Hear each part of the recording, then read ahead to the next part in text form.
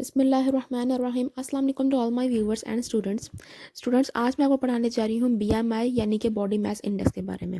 इसको हम लोग किस तरह से कैलकुलेट करते हैं, इसके कौन कौन से पैरामीटर्स होते हैं और क्या इसकी जो है वो रेंजेस होती हैं for the underweight, for the overweight, या नॉर्मल रेंज, ओबेसिटी का क्या रेंज है, ये सब चीज़ों के लिए बॉडी मास इंडेक्स का आपको आइडिया होगा कि ये आपका वेट जो है कि आपका जो वेट है वो आपकी हाइट के हिसाब से है या नहीं, यानी कि आपका जो बॉडी मैस है वो नॉर्मल है या नहीं। ठीक है, ये जानने के लिए हम लोग इसको कैलकुलेट करते हैं। वेट और हाइट के दो पैरामीटर्स हम लोग लेते हैं।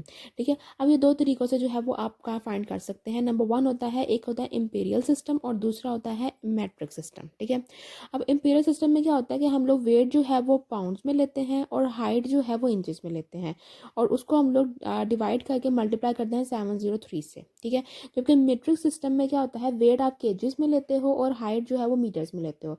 लेकिन अब आपने दोनों में जो चीज़ याद रखने वाली इंपॉर्टेंट जो चीज़ है वो ये है कि हाइट का आपने स्क्वायर लेना है। अगर हाइट का स्क्वायर का मतलब क्या है कि आपके पास अगर हाइट है 5, ठीक है ना, या 1.5, अगर हम लोग इसमें मीटर्स में बात करें 1.5 है या 1.7 है तो इसको ट्वाइस लेना है, 1.7 इंटू 1.7, या तो यूँ कर लें या आप सिंपल आप स्क्वायर ले लें। ठीक है, तो ये दो चीज़ें आप लोगों ने याद रखनी है कि अगर हम लोग वेट लेंगे तो पाउंड्स में लेंगे, हाइट लेंगे तो इंचज़ में, पाउंड्स और इंचज़ और केजी एंड मीटर। ठीक है, अब यहाँ पर आप लोग को कन्वर्जन अक्सर यूनिट जो है ना वो आपको प्रॉब्लम होती है, क्योंकि यूजुअली जो हम लोग वेट कर रहे होते हैं कहीं पर मशीन्स वगैरह में, यूजुअली जो स्टैंडर्ड जो यूज़ होता है वो हमारे पास केजी वेट जो है ना वो यूज़ होता है, मतलब केजीज में वेट आ रहा होता है। तो 1 केजी किसके बराबर होता है, 2.2 पाउंड्स के बराबर होता है। ठीक है, अगर हम लोगों ने केजी से पाउंड्स में जाना है तो हम लोग उसको मल्टीप्लाई कर देते हैं। ठीक है, यानी कि पाउंड जो है वो एक छोटा यूनिट है और केजी बड़ा यूनिट है। तो अगर हम लोगों ने केजी से पाउंड में जाना है तो हम लोग मल्टीप्लाई करेंगे 2.2 से। जैसे फॉर एग्जाम्पल किसी का 40 केजी वेट है तो अगर हम लोग उसको पाउंड्स में लेकर आएंगे तो वो कितना होगा, 88। और ये एलबी जो है ये पाउंड का जो है वो एक यूनिट होता है। ठीक है, और इसलिए अगर हम लोग पाउंड से हम लोग केजी में जाना चाह रहे हैं, क्योंकि केजी एक बड़ा यूनिट होता है किलोग्राम, तो हम लोग डिवाइड करेंगे 2.2 से। जैसे 19 पाउंड अगर किसी का वेट है तो अगर वो केजीज में जाएंगे तो कितना होगा, 19 को हम लोग 2.2 से डिवाइड कर देंगे, 8.63 आ जाएगा।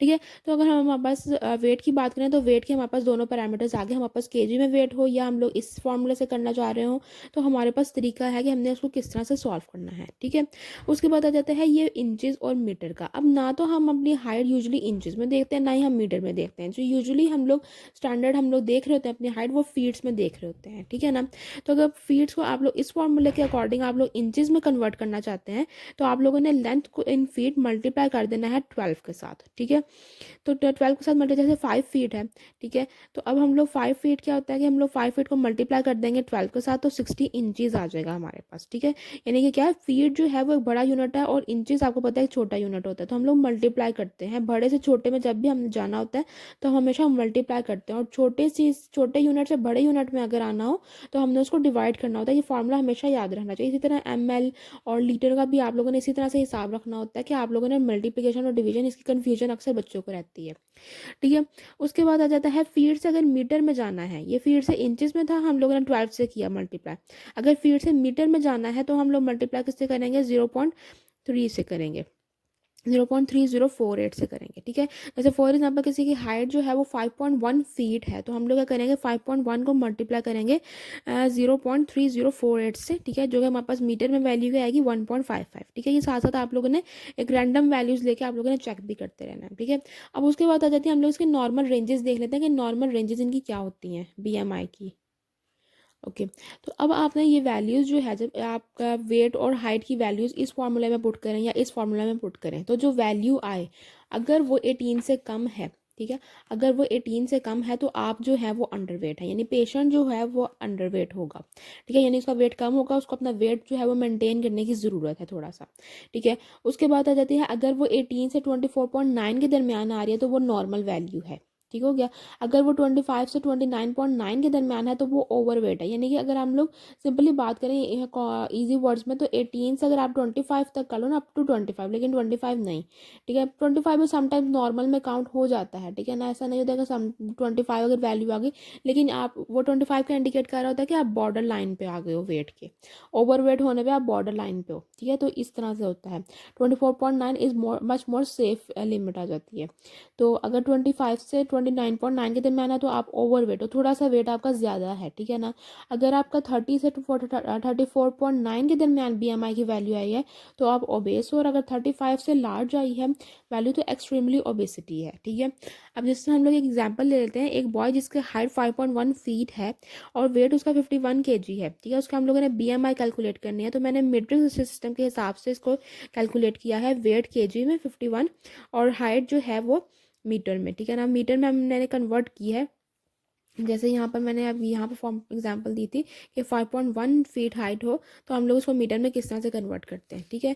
ये मैंने 1.55 मीटर की वैल्यू निकाल ली।